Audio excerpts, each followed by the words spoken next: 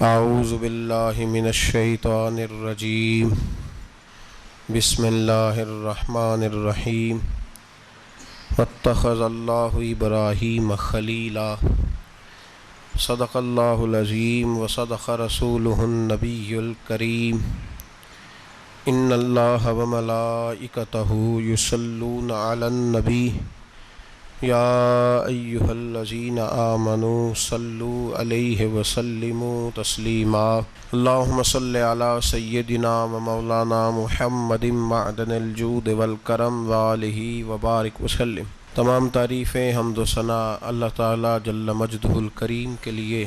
زاں بعد درود و سلام نبی محترم شفیع محتشم آقا کل ختم رسول دانائے سبل احمد مجتبیٰ جناب حضرت محمد مصطفیٰ صلی اللہ تعالیٰ علیہ وسلم کی ذات والا صفات کے لیے حمد و صلات کے بعد، عزیز دوستو، بزرگوں اور بھائیوں، حضرت سیدنا ابراہیم خلیل اللہ علی نبینا و علیہ الصلاۃ والسلام کا تذکرہ قرآن مجید نے کئی جگہوں پہ بیان فرمایا ہے۔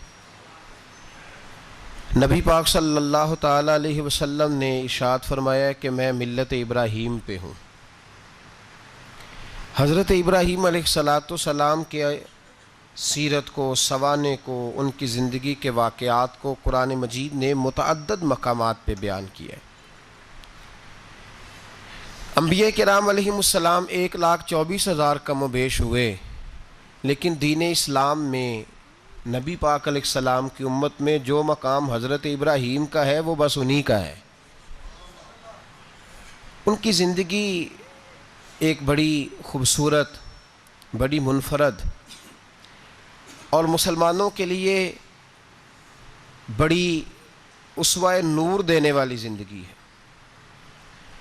نبی پاک صلی اللہ علیہ وسلم نے فرمایا، میں اپنے باپ حضرت ابراہیم کی دعا بن کے دنیا میں آیا ہوں۔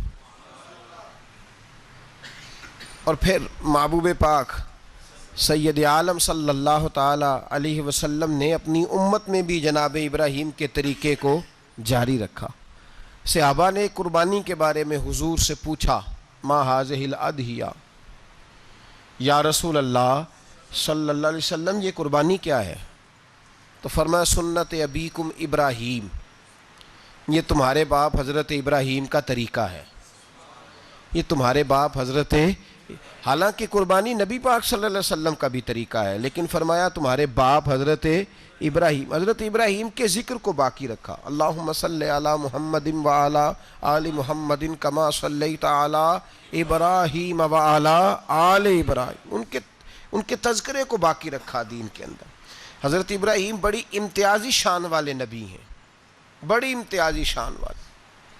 رب کریم کا وہ دوست جس نے کوئی چیز بچا کے نہیں رکھی، ہر شے ہی اپنے رب کی بارگاہ میں پیش کر دی۔ چند چیزوں سے انسان کو بڑا پیار ہوتا ہے، گھر اسے بڑا پیارا ہوتا ہے۔ وہ بڑا خوبصورت ہوٹل، 5 سٹار ہوٹل میں رہا، وہ اسلام آباد گیا، کسی سفر پہ گیا تو بڑے اعلیٰ قسم کے اس کو کھانے ملے، بڑی چیزیں ملی، لیکن کبھی دائیں کروٹ کبھی بائیں کروٹ۔ تو ساتھ بیڈ پہ دوست تھا تو اس نے کہا، صاحب سو جاؤ، تو اس نے کہا، یار جو مزہ اپنے گھر میں سونے کا ہے وہ کسی اور جگہ تھوڑی ہے۔ گھر بڑا پیارا ہوتا ہے، انسان کو لگاؤ ہوتا ہے، جس بے تکلفی سے، سکون سے، آرام سے انسان اپنے گھر میں وقت بتاتا ہے، کہیں اور مشکل ہو جاتا ہے۔ دوسرا، انسان کو اولاد بڑی پیاری ہوتی ہے، بڑی عجیب شے، نہ ہو تب بھی بڑا دکھ ہے، اور ہونے کے بعد بھی اس کی بڑی آزمائشیں، یہ بڑی ایک میٹھی چیز ہے۔ اولاد ایک بڑا عجیب سا میوہ ہے، پتہ نہیں یہ کس انجیکشن کا نام ہے کہ چھاتی پر چڑھ جائے تو اللہ سکون عطا فرما دیتا ہے، پتہ نہیں کس ٹھنڈی دولت کا نام رب کریم نے اولاد رکھا ہے، بڑی پیاری ہوتی ہے اولاد۔ پھر تیسری چیز، انسان کی اپنی جان ہے، اور یہ اتنی قیمتی شے ہے کہ اللہ کریم نے فرمایا کہ اگر تیری گردن پہ کوئی آدمی پستول رکھ کے، تلوار تیرے گلے پہ رکھ کے کہے نا کہ رب کا انکار کر دے ورنہ مار دوں گا، تو فرمایا وقتی طور پہ میری ذات کا انکار کر پر جان بچا جا۔ اگر تو مرنے کے قریب ہو گیا ہے اور حرام شے کھائے بغیر تو بچ نہیں سکتا، مر جائے گا، تو فرمایا چل تو اس طرح کر، حرام کھا کے جان بچا، پر جان بچانا فرض ہے، ضروری ہے۔ وطن بڑا پیارا، اولاد بڑی پیاری، جان بڑی پیاری، پر حضرت ابراہیم سے رب کریم نے فرمایا چل ابراہیم کوئی چیز دے، تو کہا یا اللہ تینوں ہی تیرے نام پہ قربان کرتا ہوں، تیری ہوئی ساری، ہر شے تیری۔ حضرت ابراہیم نے دین کے لیے، آپ شہر بابل کے قریب پیدا ہوئے تھے، وہاں سے مصر آئے، مصر سے فلسطین آئے، اور فلسطین سے آ کر کے کعبہ آباد فرمایا۔ زندگی سفروں میں گزری، سفر ایک تکلیف والی چیز ہے، پر حضرت ابراہیم نے وطن چھوڑ دیا، گھر چھوڑ دیا۔ جان بڑی عزیز ہوتی ہے اصل میں نا، جب انسان جد و جہد کرتا ہے نا دین کے لیے، تو اس کے راستے میں بڑی چیزیں آتی ہیں، کبھی اولاد، کبھی گھر، کبھی باہر، کبھی حکومتیں، کبھی سیاستیں، کبھی چدراہٹیں، اس کے راستے میں بڑا کچھ آتا ہے اور اسے ہر چیز کو فیس کرنا پڑتا ہے۔ گھر کے اندر بھی جنگ ہوتی ہے اور گھر کے باہر بھی لڑائی ہوتی ہے، یہ آسان ہے ہی نہیں۔ ہم تو خیر ہتھیار چھوڑ کے پھینکنے والے لوگ ہیں، ہم بھولے بھالے لوگ ہیں، ہم کہتے ہیں میں نے تو کہا تھا مہندی نہ کرو، پر بیٹے نہیں مانے، بولے جو ہوئے۔ اسی طرح حالانکہ اگر وہ بیٹا کہے نا کہ ابا جی لاؤ زندگی میں سارا کچھ میرے نام کرو، تو پھر ہم بولے نہیں ہوتے، اور اس وقت ہم تیز ہوتے ہیں، کہتے ہیں یہ کیسے ہو سکتا ہے، ہاتھ کاٹ کے دے دوں۔ اس وقت نہیں، دین کے معاملے میں بولے ہوتے ہیں۔ بیٹا بد مذہب کے پاس جا رہا ہے تو اس وقت ہم بولے بھالے ہیں، کوئی عرض نہیں، لیکن اگر وہ اپنی پسند کی شادی کرے ہمیں کراس کر کے، پھر ساتھ ہی ہم تیز ہو جاتے ہیں۔ تو حضرت ابراہیم نے جب دین کے لیے نکلے تو جد و جہد کی، گھر کے اندر بھی گھر کے باہر بھی۔ آپ کے والد کا نام طارق ہے، وہ توحید پرست تھے، ایماندار تھے، پرہیزگار تھے۔ آپ کے چچا کا نام آزر ہے، وہ بت پرست تھے، بت بیچا کرتے تھے۔ حضرت سیدنا ابراہیم علیہ السلام جب میدان عمل میں نکلے تو حضرت ابراہیم علیہ السلام نے اپنے گھر سے جہاد شروع کیا، لڑنا پڑا۔ گھر کے اصولوں سے، چچا نے جو رواج بنائے ہوئے تھے اس رواج سے ٹکرائے۔ فرمایا میں اپنے گھر کے اندر یہ بت پرستی نہیں ہونے دیں گا۔ چچا کو ایک دفعہ نہیں، بار بار 100 دفعہ سمجھایا۔ آپ کا چچا بت بنا کے بیچا کرتا تھا۔ حضرت ابراہیم علیہ السلام تھوڑے بڑے ہوئے تو کہنے لگا کہ چلو میرے ساتھ، تم بھی بت بیچنے ہیں، ہمارا کاروبار ہے۔ حضرت ابراہیم ساتھ نکلے تو بت پکڑا ہے، گندے پانی کے اندر اس بت کو ڈبوتے ہیں، کہتے ہیں کسی نے خریدنا ہے تو خرید لو، نہ یہ نفع دے سکتا ہے نہ نقصان دے سکتا ہے، جو اپنا آپ نہیں بچا سکتا تمہیں کیا بچائے گا، خریدنا ہے تو خرید لو۔ چچا کہنے لگا تو کاروبار چمکا رہا ہے کہ تباہ کر رہا ہے۔ گھر میں بڑے معاملات خراب ہوئے، جھگڑے ہوئے، لیکن حضرت ابراہیم علیہ السلام ایک منٹ کے لیے بھی اپنے گھر کے اندر بھی کمپرومائز کرنے کو تیار۔ یہ تھوڑا مشکل میں نے پہلو چھیڑ دیا ہے، یہ تھوڑا مشکل پہلو چھیڑ دیا ہے۔ بڑا سمجھدار آدمی ہے پر بیوی سے پردہ نہیں کرا سکتا، سیانا ہے، پنچایت کا بندہ ہے، جو اس سے آپ کہیں گے وہ بات یہ سنائے گا، لیکن کہتا ہے نہیں جی میں نے کوشش کر لی ہے۔ کس قسم کی کوشش ہے صاحب، یہ کیسے ہو گیا؟ حضرت ابراہیم علیہ السلام نے گھر کے اندر سے فرمایا نہیں کرنے دوں گا، گھر کے اندر بھی ٹکرائے، فرمایا تم جو بھی ہو، پاش پاش کیا چچا کے اصولوں کو، اور باہر جب نکلے تو صرف علاقے کے چیئرمین سے نہیں ٹکرائے، ایم پی ایم این اے وزیر مشیر سے نہیں ٹکرائے، سپر پاور نمرود دنیا کا واحد حکمران تھا اس وقت، دوسرا کوئی حکمران ہی نہیں تھا، اکیلے حکمران سے جا کر ٹکرائے، کوئی ساتھ فوج نہیں تھی، کوئی ساتھ ان کے طاقت بظاہر دنیا داری کی کوئی نہیں تھی، پر حضرت ابراہیم جا کے ٹکرائے، اور میرے رسول پاک صلی اللہ علیہ وسلم نے سند بیان کی، فرمایا افضل الجہاد کلمۃ الحق عند سلطان الجابر، فرمایا سب سے افضل جہاد یہ ہے کہ تو ظالم بادشاہ کے سامنے کھڑے ہو کے حق بات بیان کر دے، یہ سب سے بڑا جہاد ہے، یہ سب سے افضل الجہاد کلمۃ الحق عند سلطان الجابر، سب سے بڑا جہاد۔ حضرت ابراہیم کھڑے ہو گئے، سپر پاور سے ٹکرائے۔ یہاں ہم لوگ حکمتوں کا شکار ہیں، دیکھیں گے، کریں گے، سوچیں گے، اور مولوی صاحب کو ویسے کہتے ہیں آپ پرہیز کریں سیاسی باتوں سے. بھئی اللہ کے ہر نبی نے جا کے وقت کے ظالم حکمران کو لتاڑا ہے, للکارا ہے. یہ تو مشن انبیاء ہے. حضرت سیدنا ابراہیم علیہ السلام نے جو اس کو جا کے کہا کہ تو جھوٹ بولتا ہے, تو جھوٹا ہے, تو خدائی کا دعویٰ کرتا ہے, تو بہت بڑا ظالم ہے. اور قرآن مجید نے اس ساری بات کو بیان فرمایا ہے. حضرت ابراہیم علیہ السلام سے کہنے لگا میں رب ہوں. تو آپ نے فرمایا میرا رب تو وہ ہے جو زندہ کرتا اور مارتا ہے. تو پھر آپ حق بات بیان کریں گے تو اللہ مارے گا کہ بندہ مارے گا؟ کچھ بھی نہیں ہوتا, کیونکہ زندگی موت کس کے ہاتھ میں ہے؟ اللہ کے ہاتھ میں. زندگی موت اللہ, کچھ بھی نہیں ہوتا. انسان صحیح سمت کا تعین کرے اور صحیح چلے. حضرت علی شیر خدا سے کسی نے کہا تھا کہ آپ کے بڑی دشمنی ہے, کوئی محافظ رکھ لیں. آپ فرمانے لگے موت خود بہت بڑی محافظ ہے, وقت سے پہلے آتی ہی نہیں. بڑی محافظ ہے, وقت سے پہلے. علامہ نورانی رحمۃ اللہ تعالیٰ علیہ کراچی جیسے شہر میں رہا کرتے تھے, جہاں گام پہ خطرہ تھا. لوگوں نے کہا حضرت اتنے بڑے لیڈر ہو, آپ کی جماعت کی 62 سیٹیں ہوئی قومی اسمبلی میں, ایک ایسا وقت بھی آیا تو کوئی ایک آدمی بندوق والا. آپ فرمانے لگے مجھے ضرورت ہی نہیں, اس لیے کہ جس خدا رسول کے لیے میں نکلا ہوں وہ خود ہی حفاظت کرنے والے ہیں, ضرورت نہیں ان چیزوں. تو بھائی حضرت ابراہیم ٹکرائے, اور آپ کا انداز کیا ہے؟ جا کے کہا کہ تو نہیں, خدا وہ ہے جو زندہ کرتا. اور اس نے ایک بیوقوفوں جیسی دلیل دی. ایک آدمی کو کل پھانسی دینی تھی تو اس کو بلایا, کہنے لگا تجھے کب پھانسی ہے؟ اس نے کہا کل. کہنے لگا جا تجھے ذات کیا زندگی دی. اس کو چھٹی دے دی. ایک عام آدمی بیچارہ بیٹھا تھا, اس کو پکڑ کے نا کہنے لگا اس کی گردن اڑا دو. کہنے لگا دیکھ لو میں بھی زندہ کرتا اور مارتا ہوں. وہ جو کل مرنے والا تھا میں نے زندہ کر دیا ہے, اور جس کو پتہ ہی نہیں تھا کہ میں نے مرنا ہے اسے پکڑ کے میں نے مار دیا ہے. یہ بیوقوفوں جیسی دلیل ہے. حضرت سیدنا ابراہیم علیہ السلام چاہتے تو اسی وقت دلیل توڑ دیتے کہ تو کیا بیوقوفوں جیسی بات کر رہا ہے.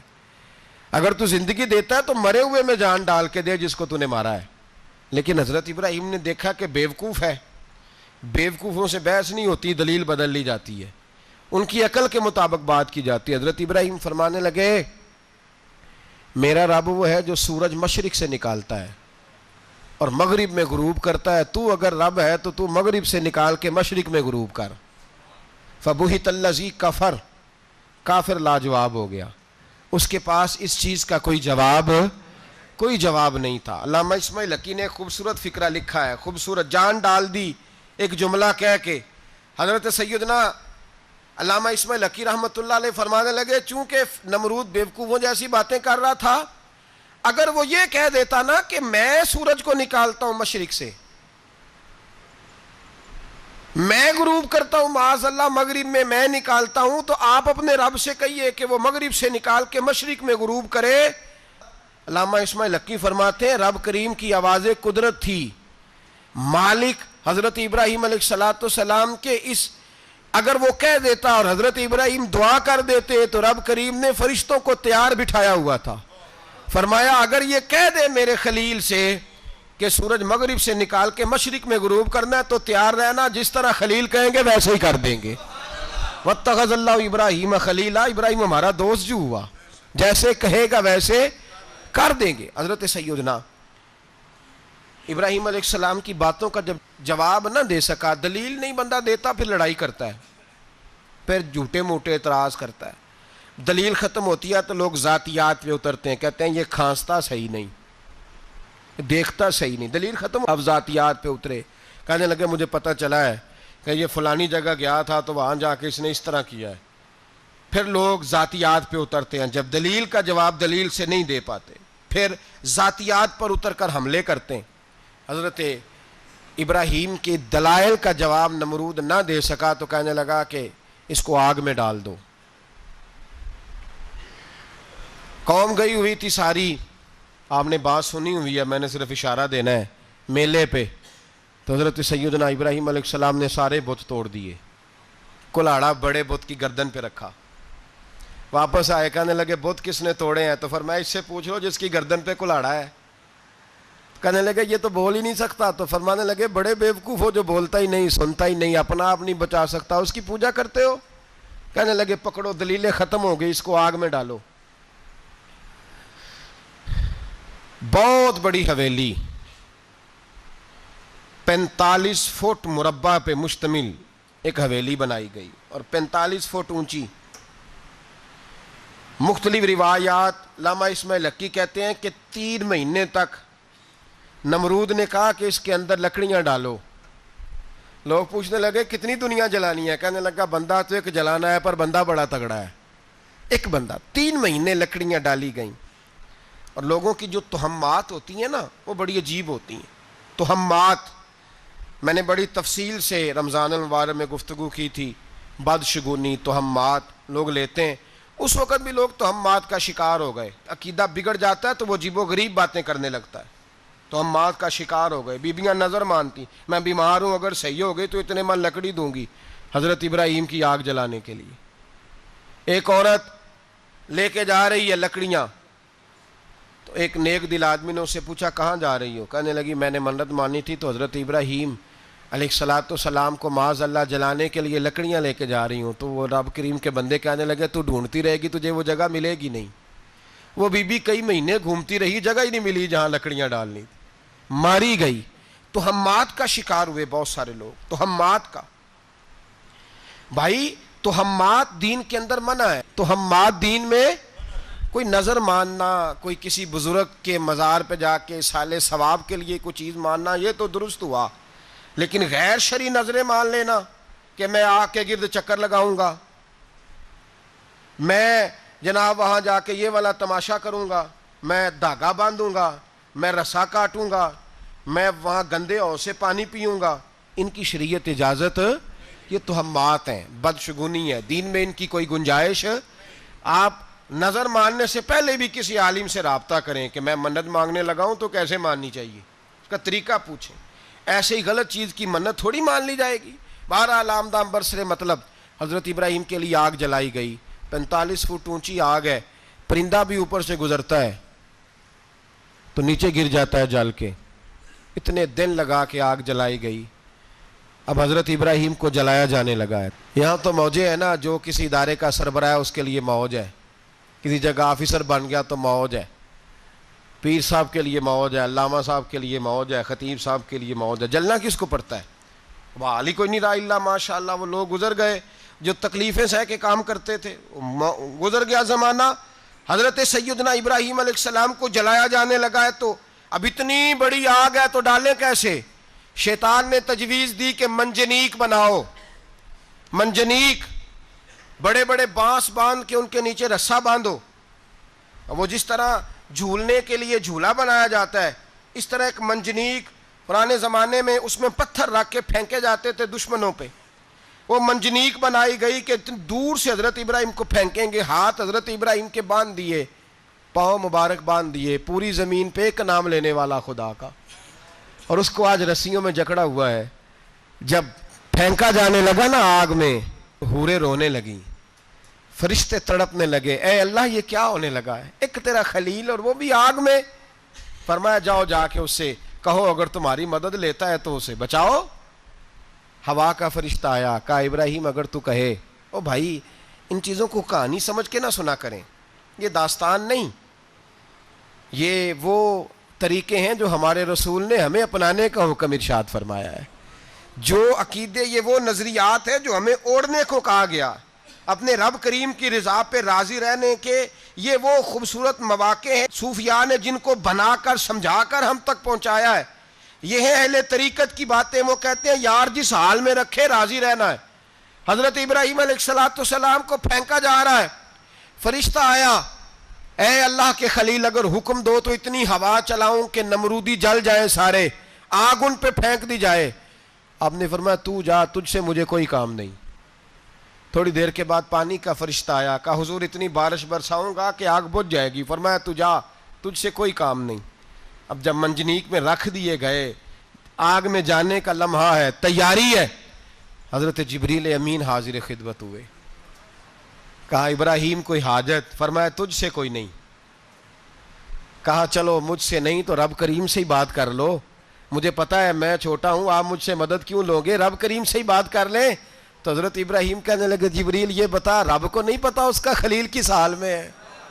اسے نہیں پتا میں کس حال میں ہوں؟ میرے ہاتھ بندھے ہیں، پیر بندھے ہیں آگ میں، اسے نہیں پتا؟ بتایا تو اسے جاتا ہے جسے خبر نہ ہو۔ تو اگر اسے پتا ہے تو اگر وہ جلانے پہ راضی ہے تو میں بھی جلنے کو تیار ہوں، میں تیار ہوں۔ اسے کہو ٹھیک ہے۔ حضرت سیدنا ابراہیم علیہ السلام کو منجنیق میں ڈال کے جو پھینکا آگ میں، یا نار کونی بردم و سلام علی ابراہیم، اللہ نے فرمایا اے آگ میرے ابراہیم پہ ٹھنڈی بھی ہو جا اور سلامتی والی بھی ہو جا۔ حضرت ابراہیم کو 2 فرشتوں نے بٹھا دیا زمین پہ، پھول کھلے ہیں، کونپلیں مہک رہی ہیں، کلیاں خوشبو دے رہی ہیں۔ حضرت ابراہیم نے سر سجدے میں رکھ دیا، سبحان اللہ والحمد للہ ولا الہ الا اللہ واللہ اکبر۔ حضرت ابراہیم اللہ کی تسبیح پڑھنے لگے، رب کریم کا شکر بجا لانے لگے۔ نکلے وہاں سے، کچھ دن گزر گئے، نکلے، حکم ہو گیا ابراہیم علاقہ چھوڑ دو۔ حضرت ابراہیم علیہ السلام وہاں سے نکل کے مصر آئے، چچا کے پاس ٹھہرے۔ انہوں نے اپنی بیٹی جناب سارہ کا نکاح کر دیا۔ کچھ آگے بڑھے تو ایک ظالم بادشاہ سے ٹکرائے، اس نے ایک شہزادی، ایک بادشاہ کی بیٹی قید کی ہوئی تھی، جناب ہاجرہ نام تھا، ان کو قید سے چھڑا کے ساتھ لائے۔ حضرت لوط علیہ السلام بھی ساتھ، یہ 4 لوگوں کا قافلہ چلا، فلسطین میں جا کے پڑاؤ ڈالا، گھر بار چھوڑا، تبلیغ شروع ہوئی۔ حضرت ابراہیم کے گھر میں 2 خواتین ہیں، ایک آپ کی بیوی ہیں، ایک حضرت ہاجرہ ہیں، اولاد کوئی نہیں، بڑا میوہ ہے میٹھا۔ گھر وہی آباد ہوتا ہے جس میں بچے روتے ہیں، گھر ہوتا ہی وہ ہے جس میں بچوں کی چنچناہٹ ہوتی ہے، بھن بھناہٹ ہوتی ہے۔ حضرت ابراہیم نے ایک بچہ روتے ہوئے دیکھا تو آنکھوں میں آنسو آئے، کہنے لگے ربی حب لی من الصالحین، یا اللہ مجھے بھی نیک اولاد عطا کر دے۔ حضرت سارہ نے سن لیا، کہنے لگی ابراہیم شاید میرے بطن سے تو آپ کو نصیب نہیں، ہاجرہ سے نکاح کر لو۔ جناب ہاجرہ سے نکاح ہوا۔ اللہ تو بڑا بے نیاز ہے، رب کریم نے حضرت اسماعیل جیسا خوبصورت بیٹا عطا فرمایا۔ بیٹا کالا سیاہ بھی ہو تو سینے کی ٹھنڈک ہوتا ہے، پر یہ تو وہ بیٹا ہے جس کی پیشانی میں نور محمدی چمکتا ہے صلی اللہ علیہ وسلم۔ حضرت سیدنا اسماعیل علیہ اتنے خوبصورت، اب جس بیوی کے ہاں بیٹا تھا، بیٹھنا اٹھنا بھی زیادہ اس کے پاس، آنا جانا بھی اس کے پاس، توجہ ادھر ہو گئی۔ جناب سارہ رشک کرنے لگی، ایک دن کہنے لگی اسے چھوڑ آ جنگل میں، وادی غیر ذی زرع، مکے کے پاس۔ بھائی ایک بیٹا عالم دین بنا لو، کہنے لگا روٹی کہاں سے کھائے گا؟ تیرے 5 بیٹے ہیں، کو حافظ قرآن بنا، کہتے روٹی کہاں سے کھائے گا؟ وہ بچہ بھی کہتا ہے میں کہاں سے کھاؤں گا؟ حضرت ابراہیم علیہ السلام تو چند مہینے کا بچہ چھوڑ آئے، تو کہاں سے روٹی کھائی حضرت اسماعیل نے؟ کہاں سے کھائی ان کی اماں نے روٹی؟ بھوکے مر جاتے ہیں یہ سارے۔ میں بڑی ذمہ داری سے کہا کرتا ہوں کہ جتنی خوبصورت روٹی اللہ کریم دین کے خادموں کو عطا کرتا ہے شاید کسی اور کے نصیب ہوتی ہو، لیکن ہم لوگ توجہ ہی نہیں کر رہے، ہمارا ذوق ہی نہیں بن رہا، ہم یہ محنت ہی نہیں کر رہے کہ قوم کو مستند علماء کی ضرورت ہے، علاقوں کے علاقے خالی ہیں، ادھر ہمارا مزاج ہی نہیں بن رہا، توجہ ہی نہیں دین کی خاطر۔ اور پھر چلے بچے تو بعد کی بات ہے نا، جو ابھی خود جوان ہے وہ بھی یہ دعا، ایک صاحب مجھے کہنے لگے میں دعا مانگ رہا ہوں اللہ مجھے بیٹا دے تو میں اسے دین پہ لگاؤں گا، تو میں نے کہا آپ بھی بوڑھے نہیں ہوئے، آپ خود ہی لگ جائیں، بیٹا تو ابھی آئے گا تو لگے گا نا، تو آپ تو اس وقت ہے تو آپ تو پہلے لگے نا صاحب، 2 گھنٹے تو نکال کے آئے، دین سیکھنے کو کافی ہے۔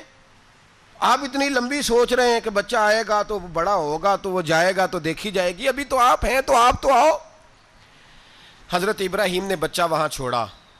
یہاں سے جو عمرہ کرنے لوگ جاتے ہیں نا، جو حج کرنے جاتے ہیں، ان کو پتہ ہے کہ وہاں دنیا کی ہر نعمت ملتی ہے، پھر بھی ڈبل ٹرپل پیسے لوگ جیبوں میں ڈال کے جاتے ہیں۔ حضرت ابراہیم جب وہاں لے کے گئے تو کوئی انسان نہیں تھا، پانی کا قطرہ نہیں تھا، 2 کلو کھجوریں، ایک مشکیزہ، بیوی کو تھمایا۔ ہمارے گھر میں ہزاروں چیزیں پڑی ہیں، لیکن وہ جو توکل ہے نا وہ ختم ہو گیا ہے۔ اللہ دے گا، حلال حلال پہ قناعت کرے، جائز جائز پہ بھروسہ کرے، رب کریم عطا کرنے والا ہے، وہ مزاج ختم ہو گیا۔ حضرت سیدنا ابراہیم علیہ السلام 2 کلو کھجوریں، ایک مشکیزہ پانی کا دے کر کے، اور وہاں بٹھایا آپ نے اپنے بچے کو اور اپنی زوجہ جناب ہاجرہ کو، اور بٹھا کر کے واپس پلٹنے لگے تو حضرت ہاجرہ سلام اللہ علیہ نے آواز دی، کہا ابراہیم کس کے سہارے پہ چھوڑ کے جا رہے ہو؟ جہاں آب زمزم کا کنواں ہے نا، جو لوگ گئے ہیں جنہوں نے صفا مروہ کی صحیح کی ہے، صفا مروہ سے باہر نکلے نا، سرکار کی ولادت کا مقام ہے، اس جگہ پہ آب زمزم کا کنواں تھا، وہاں حضرت سیدنا ہاجرہ کو بٹھایا، کوئی چیز نہیں، کوئی درخت نہیں، کوئی کھیت نہیں، کوئی پانی نہیں، کوئی کنواں نہیں، وہاں بٹھایا اور بٹھا کر کے نکلنے لگے تو جناب ہاجرہ فرمانے لگی ابراہیم کس کے سہارے پہ چھوڑ کے جا رہے ہو؟ کہنے لگی اللہ کے سہارے پہ۔ تو پاک باز بی بی نے ایک لفظ پوچھا، کہا ابراہیم یہ میرے رب کا حکم ہے، یہ میرے بس جن کا عقیدہ توحید مضبوط ہو ان کے لیے ایک جملہ کافی ہوتا ہے، یہ میرے اللہ کا حکم ہے۔ تو جناب ابراہیم علیہ السلام فرمانے لگے ہاجرہ ہاں رب کا حکم ہے۔ جب یہ لفظ کہے تو چاہیے تھا نا حضرت ابراہیم تسلی دیتے، تو بی بی صاحبہ تسلی دینے لگی، عرض کرنے لگی ابراہیم اگر اللہ کا حکم ہے تو پھر آپ ہماری فکر نہ کرنا، اگر یہ رب کا حکم ہے تو پھر ہماری فکر نہ کرنا، جس رب نے ہمیں یہاں تک پہنچایا ہے وہ ہمیں کبھی بھی ضائع نہیں فرمائے گا، پھر فکر نہ کرنا۔ حضرت ابراہیم آ گئے، بات آپ نے سنی ہوئی ہے، اشارہ کرنا مقصود ہے۔ 13 سال میں چلے مان بھی لیا جائے بعض روایات کی روشنی میں کہ آتے جاتے بھی رہے، لیکن مکمل دیکھ بھال اپنے بچے کی پرورش میں پورا حضرت ابراہیم علیہ السلام کا کردار، سارا کردار ماں کا تھا۔ میں جب خواتین کے بارے میں کوئی بات کرتا ہوں تو میں آپ کو اکثر کہتا ہوں کہ یہ صرف بیوی کے لیے حکم نہیں ہوتا، یہ ٹریننگ بیٹی کو دینی ہے اور بہن کو دینی ہے، یہ تربیت کریں اپنے گھر میں۔ میں تجربے کی روشنی میں یہ بات عرض کیا کرتا ہوں کہ بھائی بچے باپ کے فرما بردار اس وقت ہوتے ہیں جب اماں انہیں باپ کا فرما بردار کرتی ہے، اور بچے باپ کے نافرمان بھی تب ہوتے ہیں جب اماں انہیں باپ کا۔ میں نے اپنے کانوں سے سنا ایک دفعہ ایک بچہ اپنے باپ سے کہہ رہا ہے آپ نے تو ساری زندگی باہر گزار دی، پیسے کمانا کون سا مشکل کام ہے، دکھ سکھ تو سارے اماں نے برداشت کیے، سکولوں میں وہ جاتی تھی، فلانا کام وہ کرتی تھی، فلانا کام۔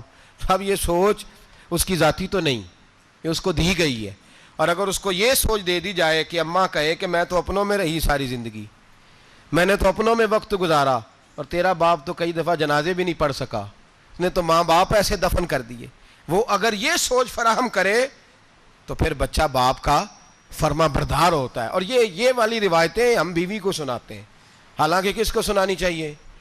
بولیے، بہن اور بیٹی کو، بہن اور بیٹی کو سنائیں یہ باتیں، ان کو سمجھائیں تاکہ آگے جا کے وہ جو گھر ترتیب دیں وہ گھر بڑا عمدہ اور نکھرا ہوا ہو۔ حضرت سیدنا ابراہیم 13 سال کے بعد آئے، چونکہ گھر میں اللہ تبارک و تعالیٰ کی دوستی کا چرچا تھا، اللہ تبارک و تعالیٰ کی محبوبیت کا غلبہ تھا۔ 13 سال کے بعد فلما بالغ معہ سعیا، بیٹا جب اتنا بڑا ہوا کہ ساتھ چلنے لگا تو حضرت ابراہیم نے اپنے بیٹے کو بلا کے کہا بیٹا مجھے خواب آئی ہے، میں تجھے ذبح کر رہا ہوں، تیری کیا رضا ہے؟ تو حضرت اسماعیل کہنے لگے یا ابت افعل ما تؤمر، ابا جی اللہ جیسے حکم دیتا ہے میرے ساتھ ویسے ہی کریں، جیسے اللہ حکم دیتا ہے ویسے ہی، بولیے، ویسے ہی کریں۔ حضرت ہاجرہ کو کہا کہ ایک دوست نے دعوت کی ہے تو وہاں جا رہے ہیں، بی بی مطمئن ہے، تفصیلات کی ضرورت نہیں، ختم بات، اعتبار ہے، مطمئن ہو گئی۔ شیطان پیچھے سے آیا اماں کے پاس، ذرا تھوڑی دیر کے لیے تصور جمائیے، یہاں تو پڑوسن آ کے کوئی بات بتا دیتی ہے خاوند کے بارے میں تو کئی مہینے جھگڑا جاری رہتا ہے، پڑوسن محلے دار۔ شیطان نے آ کے بتایا لفظ کیا ہے؟ کہا حضرہ تمہیں پتہ ہے کہاں جا رہے ہیں؟ کہا دوست کی دعوت میں۔ تو کہنے لگے دوست کون ہے؟ رب کریم، اور ابراہیم کا خیال ہے کہ اس رب نے مجھے حکم دیا ہے کہ میں ذبح کروں۔ تو حضرت ہاجرہ کہنے لگی کبھی باپ بھی بیٹا ذبح کرتے ہیں؟ تو شیطان کہنے لگا ان کا خیال ہے کہ ان کے رب نے حکم دیا ہے۔ تو جناب ہاجرہ فرمانے لگی اگر رب نے حکم دیا تو پھر تو مجھے شیطان لگتا ہے، تو مجھے شیطان لگتا ہے۔ کہا کیا مطلب؟ فرمانے لگی اگر رب کریم کا حکم ہے تو میرے پاس ایک اسماعیل ہے، اگر 1000 بھی ہوتے میں سارے اللہ کے راستے میں پیش کر دیتی، دے دیتی، مالک کا ہی تو ہے سارا کچھ، اسی کا ہے، اس میں لیت اللہ کی کیا گنجائش؟ حضرت سیدنا ابراہیم علیہ السلام نے بیٹے کے حلق پہ چھری رکھ بھی دی اور چھری چلا بھی دی، رکھ بھی دی، اور وہ تو اللہ کریم نے فرمایا یا ابراہیم قد صدقت الرؤیا، ابراہیم تو نے خواب سچا کر دکھایا، وہ قیامت تک تیرا نام رہے گا۔ حضرت ابراہیم نے وطن بھی دیا، جان بھی دی، بیٹا بھی، اللہ کریم نے دمبے دیے، فرمایا یہ فدیہ ہے، اب یہ قربانی قیامت تک حضرت ابراہیم کے طریقے کے مطابق جاری ہے. حضرت ابراہیم بہت بڑے مہمان نواز تھے, بہت بڑے. آپ جب مصر میں قیام تھا تو بڑے بڑے لمبے چوڑے لنگر پکتے تھے, لوگ آیا جایا کرتے تھے, بڑا تفصیل کے ساتھ کھانا ہوتا تھا. مہمان نوازی آپ کی خاص صفت مبارکہ ہے. ہمارے ہاں بھی مہمان نوازی ہوتی ہے امیروں کی, بلکہ اب تو مہمان نوازی اس طرح کی ہے کہ کل تیری میرے پاس دعوت ہے اور پرسوں میری تیرے پاس ہے. وہی امیروں میں وہ چکر رہتا ہے, پارٹیاں دوست ایک دوسرے کو ڈالتے ہیں, تیری طرف پارٹی تیری طرف. اور اسی انداز میں اب یہ عید آئے گی نا, ٹکا پارٹیاں ہوں گی جگہ جگہ. اور لوگ سوال پوچھنے لگے ابھی سے, کہتے ہیں قربانی کا کتنا گوشت گھر رکھنا جائز ہے, قربانی کا کتنا گوشت گھر رکھنا جائز ہے؟ سارا ہی جی. اس لیے فریزر لے لے, فریج سے نہیں کام چلے گا. سارا ہی جہاز گھر رکھنا سارا ہی جائز ہے, رکھ لیں. او خدا کے بندے, قربانی وہ بندہ دیتا ہے جو سارا سال ہی گوشت کھاتا ہے. صحیح کہہ رہا ہوں؟ قربانی صاحب نصاب صاحب استطاعت بندہ دیتا ہے نا, تو وہ سارا سال ہی گوشت, تو سارا گھر میں رکھنا بھی جائز ہے, لیکن سارا دے دینا بھی. تو جو آ رہی ہے اس پہ کیوں توجہ کرتے ہو, جو دوسرا جائز ہے اس پہ کیوں نہیں عمل کرتے؟ سارا تقسیم کر دیں, بات ختم ہوئی. یقین کریں, محرم میں جا کے دوست ٹیلی فون کر کے سوال پوچھتے ہیں, کہتے ہیں صاحب سنا ہے قربانی کا گوشت محرم میں کھانا جائز نہیں. میں کہ نہیں, ربیع الاول چ بھی جائز جے, رجب رمضان تک کھاؤ, کوئی بندہ نہیں منع کرتا. اس لیے کہ کسی کو دینا تو پسند ہی نہیں. یا پھر اس میں سے جو خاص چیزیں ہیں وہ اپنی فریج میں, اور باقی جو ہے وہ دوسروں کے لیے. یہ کیا طریقہ ہے ہمارا؟ اور اسی پہ عمل ہے. اللہ تبارک و تعالی ہمیں سمجھنے کی توفیق عطا فرمائے.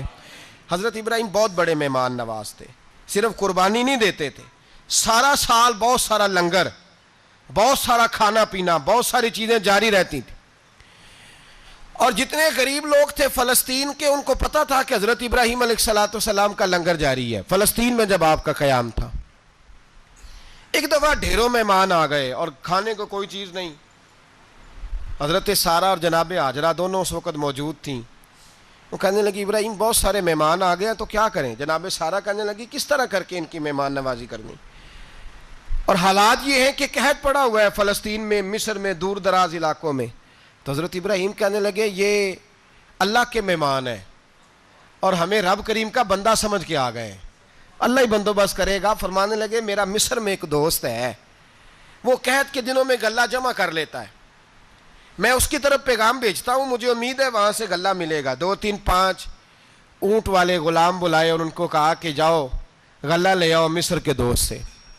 وہ لوگ کہتے ہیں ہم غلہ لینے گئے, وہاں جب پہنچے تو حضرت ابراہیم خلیل اللہ علیہ السلام کا پیغام دیا تو آپ کا وہ دوست کہنے لگا غلہ تو بے شمار تھا, مجھے خبر نہیں تھی کہ حضرت ابراہیم کا پیغام آئے گا, تو میں تو سارا تقسیم کر چکا ہوں, لوگ لے گئے, اب تو کوئی شے نہیں.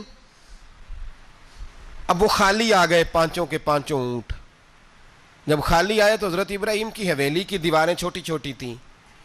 ان غلاموں میں سے, خادموں میں سے, آپ کے ان چاہنے والوں میں سے ایک کہنے لگا یار وہ غریب تو انتظار کر رہے ہوں گے کہ غلہ لینے گئے ہیں, ہمیں روٹی ملے گی. چھوٹی چھوٹی دیواریں ہیں, وہ جب دیکھیں گے نا خالی آ گئے تو انہیں تکلیف ہوگی. اس طرح کرو بوریوں میں ریت بھر لیتے ہیں, ریت بھر کے لے جاتے ہیں, بعد میں اندر رکھ کے انہیں سمجھا بہلا لیں گے یا حضرت ابراہیم کو بتائیں گے, وہ خود ہی ان لوگوں کی دل جوئی فرمائیں گے. اب غلہ کی جگہ ریت بھر کے اونٹوں پہ رکھ کے لائی گئی. لا کے بوریاں جب رکھ دی گئیں, حضرت ابراہیم علیہ السلام دوپہر کے وقت آرام فرما رہے تھے. بی بی سارہ اٹھی, کہتی ہیں جب میں نے دیکھا نا کہ بوریاں پہنچ گئی ہیں تو گئی, غلام کو ساتھ لیا اور اس کو جب کھولا نا تو کہتی اتنی حسین گندم میں نے پہلے کبھی دیکھی نہیں تھی, اتنا پیارا دانہ میں نے کبھی ملاحظہ ہی نہیں کیا تھا. فرماتی ہیں جب اس کو پیس کر چکی میں روٹیاں پکائیں تو خوشبو دور دور تک پھیل گئی, اعلیٰ غذا بنی, بڑے بڑے کھانے بیبیوں نے مل کے پکائے, چن دیے گئے. حضرت ابراہیم اٹھے تو لوگ کھانا کھا رہے ہیں, سجدہ شکر ادا کیا, اور جب سجدے میں گئے تو وحی آنے لگی, پھر رونے لگے.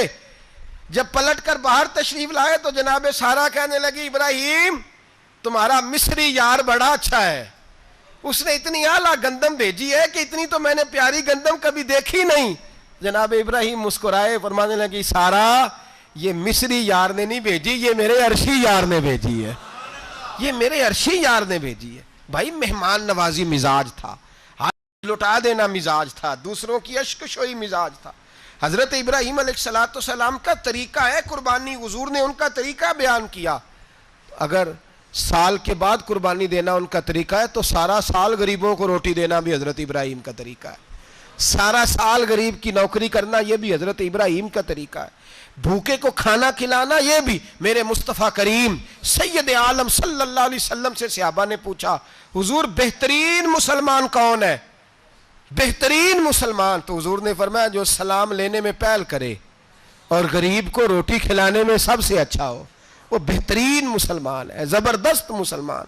ہمارے ہاں دعوتیں ہوتی ہیں تو امیروں کی، افطاریاں ہیں تو امیروں کی، اور میرے مصطفیٰ کریم علیہ السلام نے فرمایا بدترین دعوت ہے جس میں امیر بلائے جائیں غریب نہ بلائے جائیں، وہ بدترین دعوت حضرت ابراہیم کا طریقہ رہا، ساری زندگی مہمان نوازی۔ اور دوسرا ان کا مزاج تھا، اللہ سے پیار ہو گیا تھا نا، جب رب کریم سے محبت ہوتی ہے نا اور محبت کا احساس ہوتا ہے دل میں، پھر سجدے لمبے ہوتے ہیں۔ عام آدمی تو نماز بھی نہیں پڑھ سکتا، جس سے خدا سے محبت ہوتی ہے وہ تہجد بھی نہیں چھوڑ سکتا۔ وہ یہ محبت کی بات ہے نا، جس کو پیار ہوتا ہے اس کی تہجد بھی ہے، اس کی اشراق بھی ہے، چاشت بھی ہے، اس کے عمرے بھی ہیں، اس کے حج بھی ہیں، اس کے بار بار کعبۃ اللہ کے دیدار بھی ہیں۔ یہ محبت الہی ہے، جوش مارتی ہے۔ ان لوگ سجدہ کرتے ہیں تو اٹھتے ہی نہیں، اللہ کے بندوں سے پیار کرتے ہیں اللہ کی۔ حضرت ابراہیم کو رب کریم سے اتنی محبت تھی، اتنا پیار تھا کہ وہ آپ کی زندگی کے ہر پہلو سے چھلکتا تھا۔ ایک وقت ایسا آیا کہ اللہ تعالیٰ نے حضرت ابراہیم کو بہت زیادہ مال عطا فرمایا، اتنے اونٹ گنے نہیں جاتے، گائیں اتنی زیادہ کہ شمار نہیں ہوتی، بکرے بکریاں اتنی زیادہ کہ شمار، بہت زیادہ مال اللہ نے عطا فرمایا۔ اور ابھی کچھ عرصہ پہلے آپ پیچھے جائیں نا تو جو لفظ مال تھا وہ روپے پہ تو بولا ہی نہیں جاتا تھا، وہ جانوروں پہ بولا جاتا تھا۔ بہت زیادہ مال اللہ نے دیا، بکریاں، گائیں، اونٹ، بیل، بڑا کچھ۔ تو رب کریم نے فرشتوں سے فرمایا کہ وَاتَّخَذَ اللَّهُ ابراہیم خلیلا، ابراہیم میرا دوست ہے۔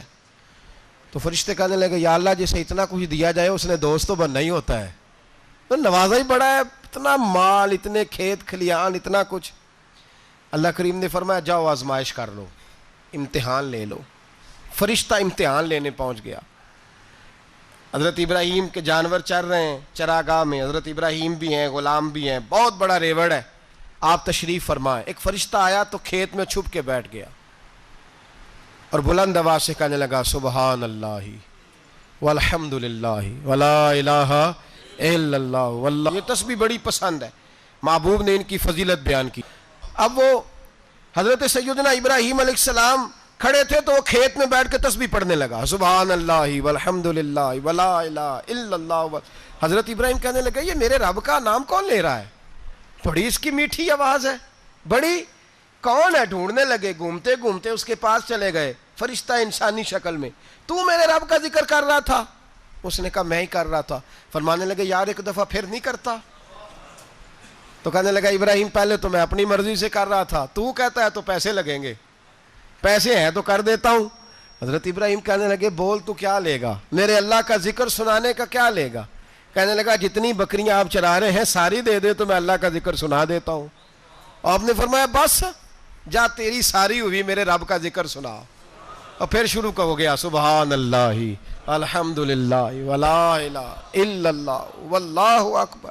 حضرت ابراہیم علیہ السلام کیف میں یار پھر ذرا سنا، نہ علماں وچ پھسا سانو، تو یار دی گل سنا سانو، ذرا دوبارہ سنا۔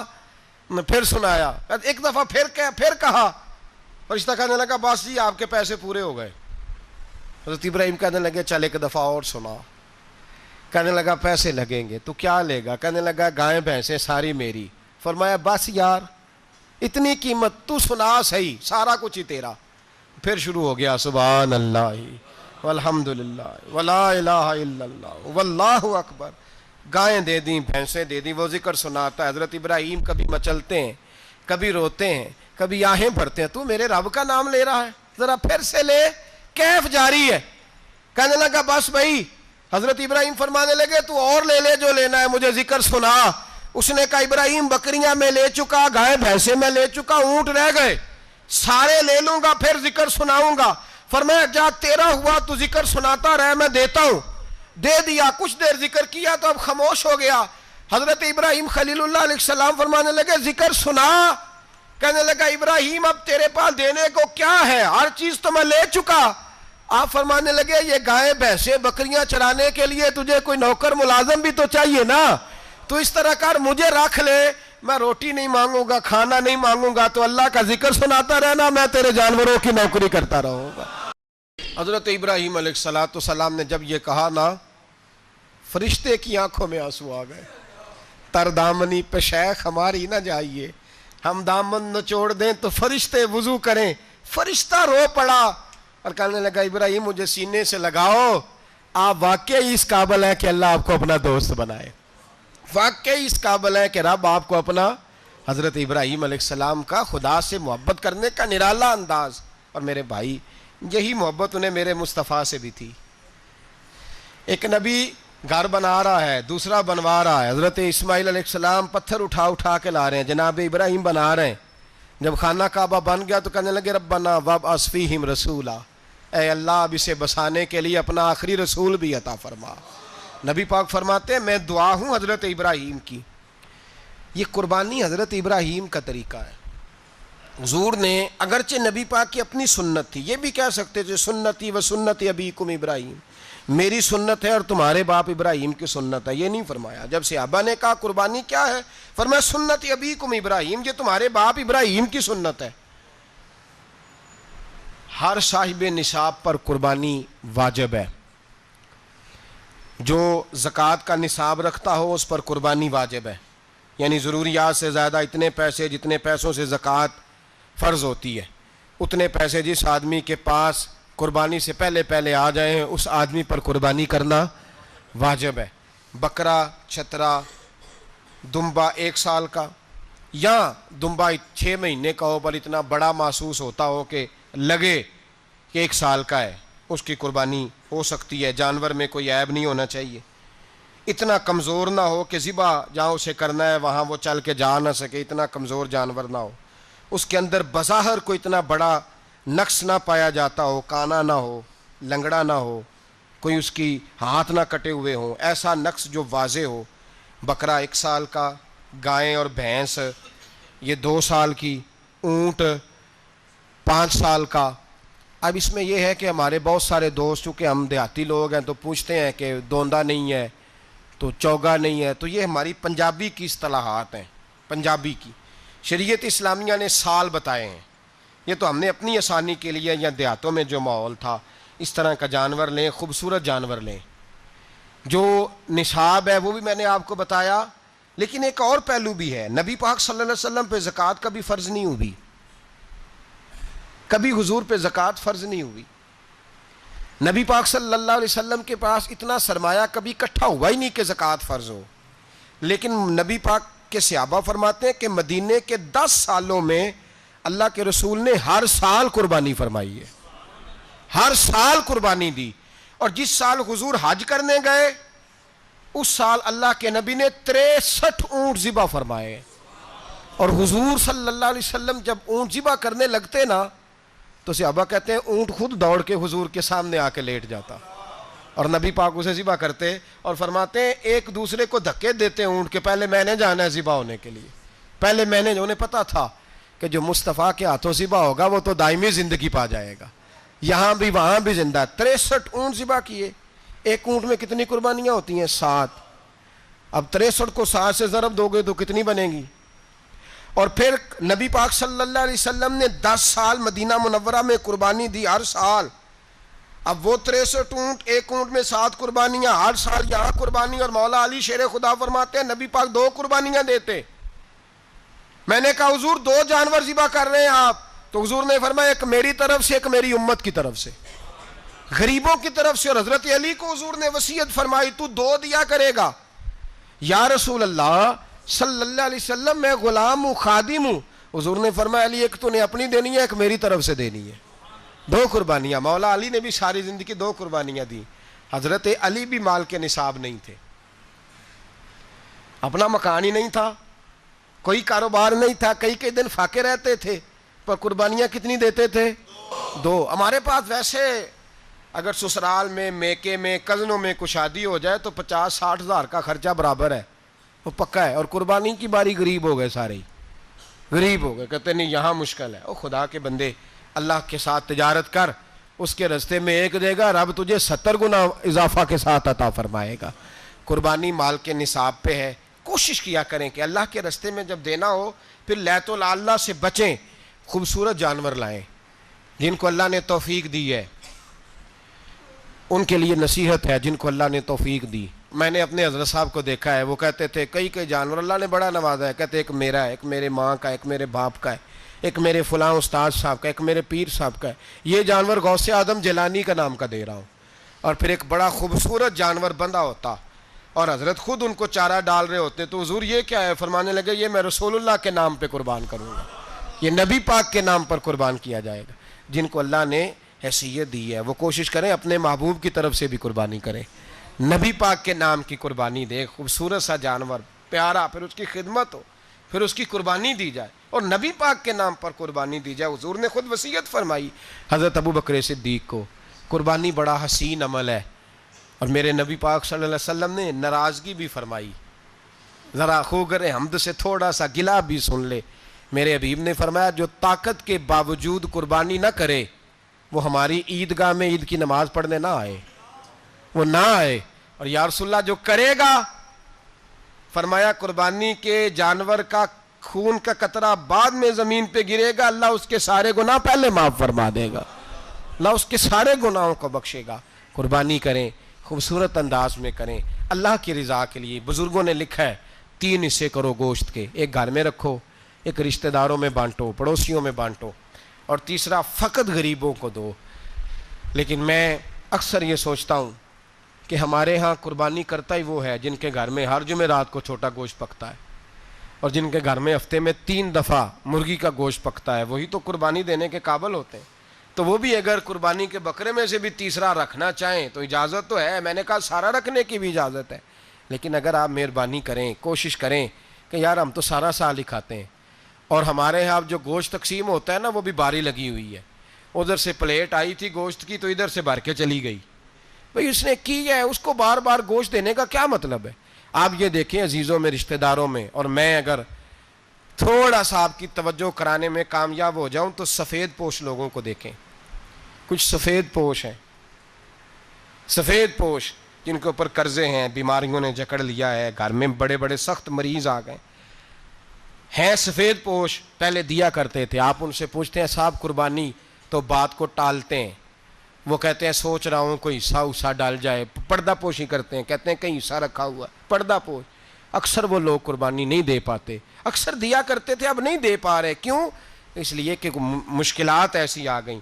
ان لوگوں کا خیال کریں، ان کے گھروں تک گوشت پہنچا کے آئیں، ان پر توجہ کریں۔ وہ سفید پوش آدمی کبھی ذکر نہیں کرے گا، کچھ تو ایسے ہیں جو خود پہنچ جاتے ہیں کہ ہمیں گوشت دیا جائے، لیکن کچھ سفید پوش ہیں لا یسألون الناس الحافا، اللہ فرماتے کچھ لوگ لپٹ لپٹ کے سوال نہیں کرتے، سفید پوشی کا بھرم رکھتے ہیں، کا مزاج نہیں۔ ان کی طرف دیکھیں، اپنے رشتہ داروں کو دیکھیں، خاص کر ان رشتہ داروں کو دیکھیں جن کا آپ کو پتہ ہے کہ غریب ہیں، مجبور ہیں، ان کے گھروں میں گوشت بھیجیں۔